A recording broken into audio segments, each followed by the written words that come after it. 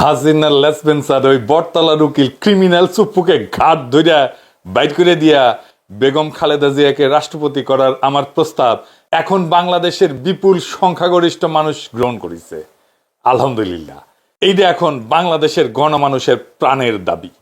জুলাই বিপ্লবের অসমাপ্ত কালো অধ্যায়ের সমাপ্তি এভাবেই করতে হবে। চুপ্পুকে যে যাইতেই হবে এ বিষয়ে আর কোনো দ্বিমত নাই। এ বিষয়ে এখন একটা জাতীয় ঐক্য প্রতিষ্ঠিত হয়েছে। আগামী 5ই আগস্টের মধ্যে যত দ্রুত সম্ভব বাকশালী রয়ের প্রশিক্ষণপ্রাপ্ত এস আলমের লেসপেন্সার খুনি হাসিনার পদধূলি নিতে না পারার বেদনায় আর্ত ক্রিমিনাল চুপ্পুকে লাথি দিয়া বঙ্গভবন থেকে তাড়াইয়া দেওয়া হবে। একজন জেনারেল ছিল, হাসিনার পায়ে হাত দিয়া কদমবুসি করত, আর তারে বলা হয় কদমবুসি জেনারেল। একজন রাষ্ট্রদূত আছে, নাম আর কইলাম না, এখনো আছে, সেও কদমবুসি রাষ্ট্রদূত। চুপ্পু হইতেছে কদমবুসি রাষ্ট্রপতি। এইরকম হাসিনা হাজারো কদমবুসি পদবি দিছে বিভিন্ন জনকে। বাংলাদেশে কদমবুসিকে একটা আনুগত্যের পলিটিক্যাল কালচার বানায় ফেলছিল হাসিনা। দেখেন শিরিন শারমিন শপথ নিয়ে কদমবুসি করিচ্ছে। নৈশ ভোট ডামি ভোটের পরে হাসিনার জাউরার তথাকথিত এমপি গুলা কদমবুসি করত। হাঙ্গেরে নুরুল হক নুরো কদমবুসি বিরোধী দলের নেতা। হ্যাঁ এডিটর সাহেব, আপনি খালি গুগলে সার্চ দেন প্রধানমন্ত্রীকে পায়ে হাত দিয়ে সালাম, দেখেন কত নিউজ আসে, দেখেছেন? আর কত ছবি আসে দেখেন। এই পায়ে হাত দিয়ে সালাম করাটা আসলো কোত্থেকে? ব্যক্তিগতভাবে আমার কাছে মুরব্বীদের পায়ে হাত দিয়ে প্রণাম করাটা সহি, কারণ এটা হিন্দু কালচারে এটা আছে, এটা ফাইন, সুন্দর। নিজ ধর্মের কালচার অনুসরণ করাটা তো ভালোই, যে করবে, যার ধর্মের কালচার অনুসরণ করবে, যেভাবে সে শিখে আসছে, যেভাবে সে বড় হয়েছে সেটা সে অনুসরণ করবে, এটা অসুবিধা নেই। কিন্তু একজন মুসলমানকে এইভাবে পায়ে হাত দিয়ে সালাম করতে পারে? আমি জানি না, জানতাম না, তো আমি সার্চ দিলাম, হ্যাঁ খোঁজ করলাম, দি সার্চ। হ্যাঁ, তো আহমেদুল্লাহ হুজুর সাহেবের একটা ভিডিও পেলাম, এটা হ্যাঁ আপনারা ওনারা খুবই পছন্দ করেন, আমিও করি। ওনার ধর্মীয় কাজ তো আছেই, পাশাপাশি উনি যে বিশাল সামাজিক কাজগুলা করেন অসাধারণ, সেইগুলা মুগ্ধ হওয়ার মতো। দেশে গেলে ওনার কাজগুলো দেখতে যাব, কোথাও যদি আমার কোনো সাহায্য লাগে, যদি আমি করতে পারি তাহলে কৃতজ্ঞ থাকবো। যাই হোক, তো উনার একটা ভিডিও আছে, আমরা সবাই মিলে দেখি উনি কি বলেন। হ্যাঁ শুনেন। এরপরে প্রশ্ন হলো, আমরা বাবা মা হুজুর স্যার ওনাদের পায়ে ধরে সালাম করার জন্য বলে, এগুলো ইসলামের বিধান কি?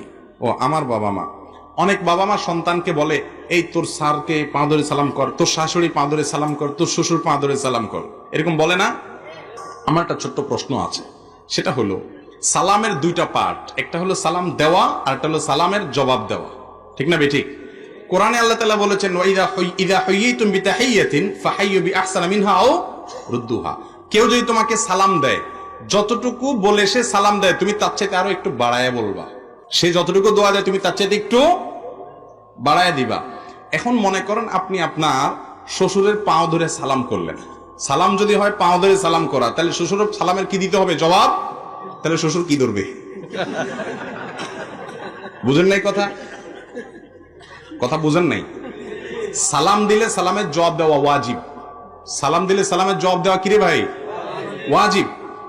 এখন সালামের জবাবে আল্লাহ বলছেন যতটুকু দিয়ে সালাম দিবে জবাবে তার চেয়ে একটু এক কাঠি আগে থাকতে হবে, বাড়াইয়া দিতে হবে। হ্যাঁ, আসসালামু আলাইকুম বলছে, তুমি জবাবে বলবা আসসালামু আলাইকুম ওয়া রাহমাতুল্লাহ। কেউ আসসালামু আলাইকুম ওয়া রাহমাতুল্লাহ বলছে, তুমি জবাবে বলবা ওয়া আলাইকুম আসসালাম ওয়া রাহমাতুল্লাহি ওয়া বারাকাতুহু। একটু বাড়ায় বলা উত্তম, কমপক্ষে অতটুকু। তাহলে এবার আপনি আপনার শ্বশুরকে পাও ধরে সালাম দিলেন, আব্বার সালাম, আপনি শ্বশুর মানুষ, ওনাকে সালাম দিলেন পাও ধরে। এবার সালাম, শ্বশুরের সালাম দিলে সালামের জবাব দেওয়া লাগে না? তাহলে শ্বশুর কিভাবে জবাব দিবে বলেন? আল্লাহ বলছেন সালাম যতটুকু দিয়ে দাও ততটুকু দিয়ে ফেরত দাও, অথবা তার চেয়ে বাড়ায় দাও, না পারলে অতটুকু দাও। তাহলে শ্বশুর কমপক্ষে আপনার পাও ধরতে হবে, আর বাকি এর চাইতে আর নিচে নামবে কোথায়? পায়ের নিচে তার কিছু নেই, ঠিক না? ঠিক। তাহলে বোঝা গেল এটা কোনো সালাম না। সালাম হবে মুখে ভাই, সালামের সাথে পায়ের কি সম্পর্ক? যদি পাও দিয়ে সালাম দেন তাহলে জবাব দেওয়ার কোনো রাস্তা থাকবে না। আপনি পাও ধরে সালাম দিলেন, শ্বশুর একটা উষ্টা মেরে আপনারা জবাব দিলে কেমন হবে? যে বেটা এটা কোনো সালাম হইলো? আমার কথা বুঝেন না আপনারা? এই জন্য ভাই সালামের সুন্নাহ সম্মত পদ্ধতি হলো মুখ দিয়ে সালাম দিতে হবে। কি দিয়ে সালাম দিতে হবে? কোরআন হাদিস আমাদেরকে সালাম শিখাইছেন মুখ দিয়া। সালাম হলো শান্তির দোয়া, এখানে পাও ধরার সাথে কোনো সম্পর্ক নাই। কিন্তু এগুলো না করলে মুসিবত হলো যেসব শ্বশুর শাশুড়ি বুঝে না, বলবে যে কি বেয়াদব, হ্যাঁ পাঁচই সালাম করে নাই। এটাকে রিকভার করার জন্য কি করবেন, খুব ইনোসেন্ট বয় হিসাবে শ্বশুরের সামনে খুব ভদ্র হয়ে থাকবেন, অনেক সম্মান শ্রদ্ধা করবেন, যাতে করে বুঝতে পারে ওনারা যে পাও না আসলে কি হয়েছে, ছেলেটা আসলে ভালো। কথা কি বুঝাতে পারছি? সালাম করলেন না, বেচারা এমনি মনে কষ্ট যে মনে হয় বেয়াদব বেয়াদব, আবার চললেন একটু বেশি উড়া উড়া ভাব, তো বলবে পুরাই আমার মেয়ের কপালে আজকে কি পড়ছে। ঠিক না ঠিক? বিধায় শ্বশুরদের প্রতি শ্রদ্ধা করতে হবে, মুরব্বীদের সম্মান জানাইতে হবে, কিন্তু সম্মান জানানোর পদ্ধতি হবে কোরআন এবং হাদিস। মন গড়া পদ্ধতিতে সালামের সাথে পাও ধরার কোনো সম্পর্ক না। সালাম হবে কি দিয়া? মুখ দিয়া। শুনেছেন? তাহলে এটা এসেছে কই থেকে? ইন্ডিয়া থেকে আসছে। ওই তো দিল্লির মাল, দিল্লিতে ছিল না, ওই দিল্লির থেকে আসিস, আবার দিল্লিতে ফিরে গেছে। ওই দিল্লির মাল ওই দিল্লি থেকে নিয়ে আসিছে। আসার টাইমে এই কালচার নিয়ে আসিছিল, আর ওই কালচারে সুপ্পু পদধূলি নিত, ওই হাত অপবিত্র হাত, ওই হাত দিয়া আমাদের রাষ্ট্র চলতেছে। সুপ্পু ওই হাত মুস্কো দে দাও ঠাকুর, তোর ওই হাত আমি কায়রা নিমু। যাই হোক, আমার ওই এপিসোডের পরে অনেকগুলো প্রশ্ন আসিছে, তো এগুলো নিয়ে একটু আলাপ করি, আসেন। কেউ কেউ বেগম জিয়াকে প্রেসিডেন্ট পদে অধিষ্ঠিত করা নিয়ে প্রশ্ন তুলছেন। প্রধানত তিনটা বিষয় উপস্থাপন করেছেন। প্রথমত বলছেন উনি শারীরিকভাবে অসুস্থ। দ্বিতীয়ত তিনি দলীয় প্রধান, বিধায় তার অধীনে সুষ্ঠু নির্বাচন করা সম্ভব কিনা। তৃতীয়ত খুব অল্প সংখ্যক লোক বলতেছেন তারা নারী প্রেসিডেন্ট মাইনা নিতে পারতেছেন না। আমি কনসার্নগুলো আমলে নেওয়ার পক্ষে, আসেন একটা একটা করে আলাপ করি। কথাটা ঠিক যে দিল্লি দেশে হাসিনার তুলনাবিহীন অমানবিকতার শিকার ছিলেন বেগম খালেদা জিয়া। তাকে বিষ প্রয়োগে হত্যা করার চক্রান্ত করেছিল সেই মানবরূপী হায়না শেখ হাসিনা। আমি এটা নিয়ে একটা ভিডিও করছিলাম, দুটা, এটা দেখে নিন। আমি সবসময় দেখছি বেগম জিয়া পরিবেশ যতই প্রতিকূল হোক না কেন উনি ঘুরে দাঁড়াইছেন। শারীরিক অসুস্থতা সত্ত্বেও তিনি জুলাইয়ের বর্ষপূর্তিতে যে বক্তব্য দিচ্ছেন তাতে বোঝা যায় তিনি মানসিকভাবে কতটা শক্ত, রাজনৈতিকভাবে তিনি দলমতের ঊর্ধ্বে উঠে গেছেন। ওনার চিন্তার শক্তি এখনো সজীব। বিএনপি যখন প্রফেসর ইউনূসের সাথে পাঙ্গা নিচ্ছিল না, দৈরাতে নামিছিল, তখন তিনি ইন্টারফেয়ার করেছিলেন। বিএনপি যখন কইতেছিল ডিসেম্বরে নির্বাচন দিতে হবে, interim remember election in December, তিনি শান্তভাবে বলছিলেন ফেব্রুয়ারিতে নির্বাচন দিলে ভালো হবে। সেটাই হয়েছে, তাই না? ওনার যে কত যন্ত্রণা দিছে হাসিনা, কিন্তু উনি একটা কত কথা বলছে বলেন নাই। এমন গ্রেসফুল রাষ্ট্রনেতা মুরব্বীরা দেখছেন জিয়াউর রহমানকে, কিন্তু আমাদের জেনারেশন বা আমাদের পরের জেনারেশন তো দেখে নাই এরকম গ্রেসফুল নেতা। এতে বোঝা যায় তিনি রাষ্ট্রপতির পদে সম্পূর্ণভাবে ফিট। বেগম জিয়ার, এটা সত্য, বেগম জিয়ার শারীরিক অসুস্থতা সম্পূর্ণ কাটে নাই, এটা ঠিক। কিন্তু আপনি সেটা তুলনা করেন দিল্লি দাসী হাসিনার অবর্ণনীয় মানসিক অসুস্থতার সাথে। হাসিনা তো আর মানসিকভাবে মানুষের পর্যায়ে ছিল না, সে হিংস্র পশু হয়ে গেছিল। চিন্তা করে দেখেন, আমরা তার আন্ডারে 16 বছর কাটাইছি, তাই না? দেশটাকে সে কারাগারের কসাইখানা বানাইছিল। বাংলাদেশের স্বাধীনতা, সার্বভৌমত্ব, আঞ্চলিক অখণ্ডতা, জাতীয় মর্যাদা ভারতের পদতলে বিসর্জন দিছিল। আর যাই হোক, বেগম জিয়া সারা জীবন এই ভারতের সম্প্রসারণবাদ এবং আধিপত্যবাদের বিরুদ্ধে আপোষহীন লড়াই করে গেছেন। ওনার নামই হচ্ছে আপোষহীন নেত্রী। তার হাতে আমাদের দেশ, আমাদের সমাজ, আমাদের পতাকা, আমাদের জাতীয় ভবিষ্যৎ নিরাপদ। যারা প্রশ্ন তুলছেন যে বেগম জিয়া প্রেসিডেন্ট থাকাতে আগামী নির্বাচন নিরপেক্ষ হবে কিনা, তাদের জন্য দুটো উদাহরণ দেই। 1996 সালের নির্বাচনের সময় রাষ্ট্রপতি ছিলেন বিএনপির একজন জবরদস্ত রাজনীতিবিদ জনাব আব্দুর রহমান বিশ্বাস। তিনি দলীয় ব্যক্তি ছিলেন, তিনি বিএনপির মনোনীত প্রেসিডেন্ট ছিলেন এবং তিনি বিএনপির নেতা ছিলেন। তত্ত্বাবধায়ক সরকার প্রধান হিসাবে প্রতিরক্ষা বিভাগ তথা সামরিক বাহিনী পুরাটাই তার আন্ডারে ছিল, আব্দুর রহমান বিশ্বাসের আন্ডারে। কিন্তু দলীয় ব্যক্তি হওয়া সত্ত্বেও জনাব আব্দুর রহমান বিশ্বাসের আমলে অনুষ্ঠিত নির্বাচনে বিজয়ী হয়েছিল আওয়ামী লীগ। 2008 সালে ইয়াজউদ্দিন তো খালেদা জিয়ার মনোনীত রাষ্ট্রপতি, তাই না? ইলেকশনে জিতেছিল আওয়ামী লীগ। সুতরাং দলীয় ব্যক্তি হলে নির্বাচন সুষ্ঠু হবে না, এই কথাটা ঠিক না। অধিকন্ত আগামী নির্বাচনে প্রতিরক্ষা মন্ত্রণালয় এবং সামরিক বাহিনী বেগম জিয়ার আন্ডারে তো থাকবে না, প্রেসিডেন্টের আন্ডারে না, এটা সুপুর আন্ডারে না। তারা থাকবে অন্তর্বর্তীকালীন সরকারের প্রধান নোবেল বিজয়ী প্রফেসর ইউনূসের আন্ডারে। সুতরাং রাষ্ট্রপতি পদে বেগম জিয়ার নিয়ন্ত্রণ 1996 সালে তারই দলীয় প্রেসিডেন্ট আব্দুর রহমান বিশ্বাসের চাইতে কম হবে। ফলে বেগম জিয়া প্রেসিডেন্ট হইলে নির্বাচন নিরপেক্ষ হবে না, এটার কোনো বাস্তবসম্মত যুক্তি নাই। ওনার অধিষ্ঠান প্রেসিডেন্ট হিসেবে এটা সেরিমোনিয়াল। এই সেরিমোনিয়াল প্রেজেন্সের গুরুত্ব অপরিসীম রাজনীতিতে এবং আমাদের মনে, কালেকটিভ সাইকিতে। খুব অল্প সংখ্যক ব্যক্তি বলছেন যে তারা নারী রাষ্ট্রপতি চান না, নারী নেতৃত্ব চান না। ভাইজান একটা কথা বলি, হ্যাঁ, এটা কিছু মনে করেন না আর কি। ইন্ডিয়া কয়টা বয়ান বাংলাদেশে চালায় বুঝেছেন, শয়তানি বয়ান, এগুলো আপনারা কেউ কেউ খান। এক নম্বরের শয়তানি বয়ান হইতেছে প্রফেসর ইউনূস সুদখোর। সুদ যেহেতু ইসলামে হারাম, তাই সুদের কথা বলে বাংলাদেশে সাধারণ মুসলমানদের চুলকায় দেওয়া আর কি, বুঝছাও। দুই নম্বর হচ্ছে নারী রাজনৈতিক নেতা চাই না। হাসিনা যে টাইমে ছিল ভাইজান, আপনারা একটা কথা কইছিলেন, বলেন নাই তো। এখন আপনাদের চেতনা জায়গায় উঠলো। খালেদা জিয়ার জোটে সকল ইসলামপন্থী দল ছিল না, ওনার নেতৃত্ব মাইনা নিছিল না বাংলাদেশের সকল ইসলামপন্থী রাজনৈতিক দল। ওনারা কি আপনাদের চাইতে কম বোঝেন? যাই হোক, আমি এই ধর্মীয় বিতর্কে ঢুকতে চাই না। আলেমরা বলেন, এই বিষয় নিয়ে আমরা শুনবো ওনারা কি বলেন। ওনাদের প্রজ্ঞা দিয়া, ওনাদের বুঝ দিয়া ওনারা বলেন, আপনি নিজে সিদ্ধান্ত নিয়েন না, এটা নিয়ে হাউকাউ করেন না। এই প্রসঙ্গে একটা বাস্তব উদাহরণ দেই, হ্যাঁ, ইরান নিয়ে।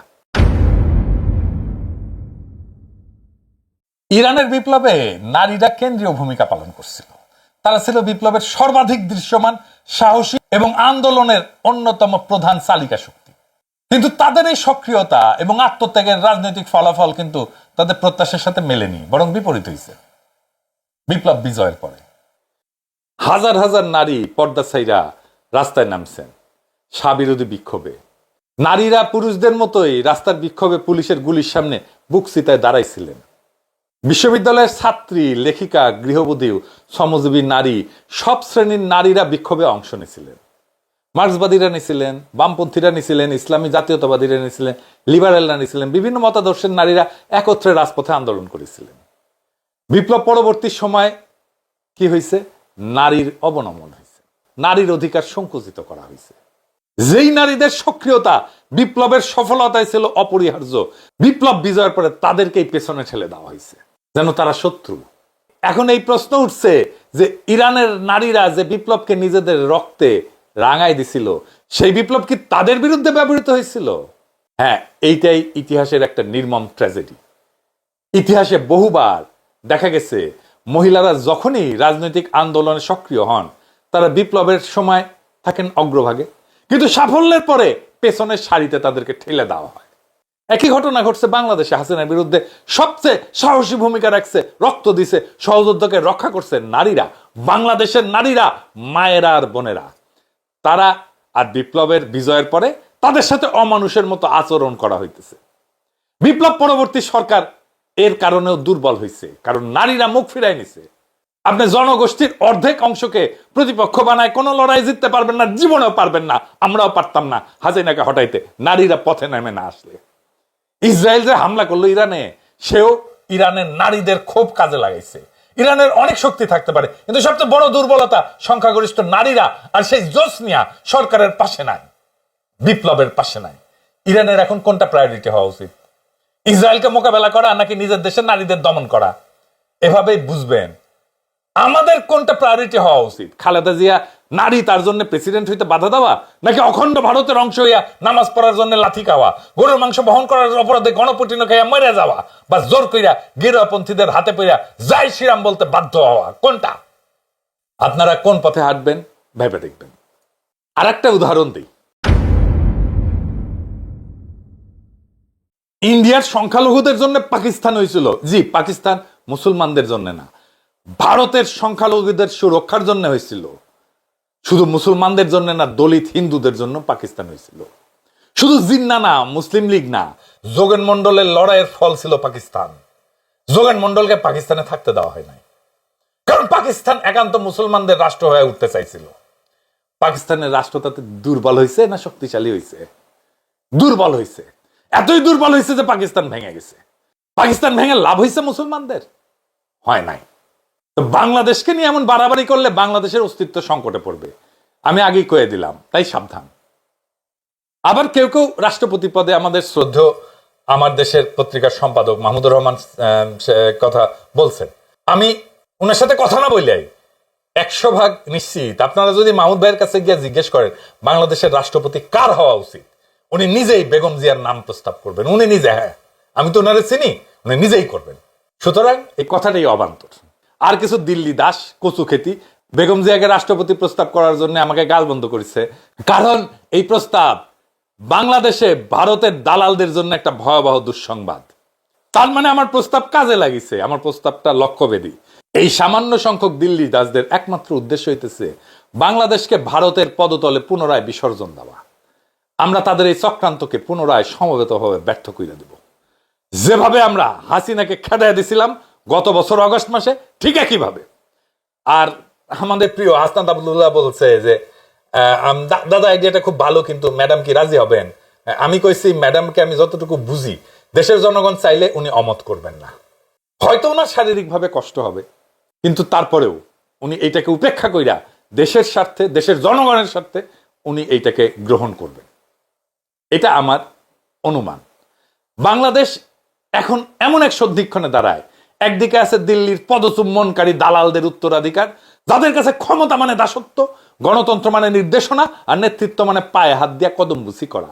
আর অন্যদিকে আছে এক নতুন সম্ভাবনার দিগন্ত, যেখানে রাষ্ট্রপতি হবেন সেই নারী যিনি রাজপথে কখনো হাঁটছেন, কারাগারে কখনো থাকছেন, কিন্তু কখনো মাথা নোয়ান নাই, যিনি আপসহীন, স্বপ্নদ্রষ্টা, প্রতিকূল সময়ে থাকছেন জনগণের পাশে।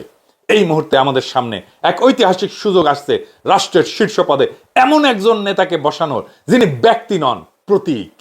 বেগম জিয়া শুধু একজন নেতা না, তিনি হয়ে উঠছেন এক ঐতিহাসিক প্রতিরোধের মুখচ্ছবি। তার অভিজ্ঞতা, তার সহনশীলতা, তার আপসহীন দেশপ্রেম এখন বাংলাদেশ রাষ্ট্রের পুনর্গঠনের জন্য অপরিহার্য।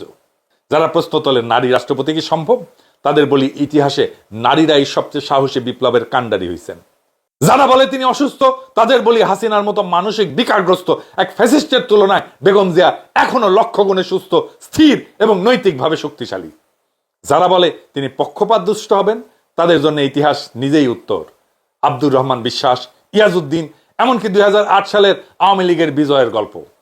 আর যারা এই প্রস্তাবকে ব্যঙ্গ করে, গালাগাল দেয়, তারা আসলে আমাদের ভয় পায়। তারা খালেদা জিয়াকে ভয় পায়। তারা জানে এই প্রস্তাব শুধু একটা ব্যক্তি না, একটা আদর্শকে রাষ্ট্রীয় স্বীকৃতি দেওয়ার ডাক।